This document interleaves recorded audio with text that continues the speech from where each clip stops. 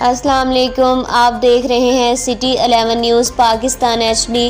ستیانہ بنگلہ سے خبر شامل کرتے ہیں ہمارے senior anchor person Rashid Tahir. City 11 news کی رپورٹ کے مطابق محکمہ لائیو سٹاک اور پنجاب فوڈ اتھارٹی کا مشترکہ آپریشن 4 من موزر صحت گوشت پکڑا گیا۔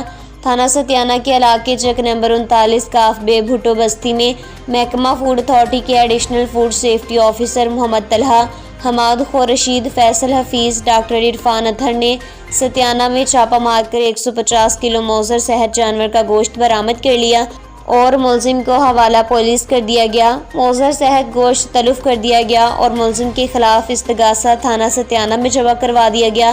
اس موقع پر deputy director livestock doctor Usman Mirza نے گفتگو کرتے ہوئے کہا، کسی کو بھی انسانی صحت کے ساتھ ہرگز کھیلنے کی اجازت نہیں دی جا سکتی۔ مزید خبروں کے لیے دیکھتے رہیں سٹی 11 نیوز پاکستان HD۔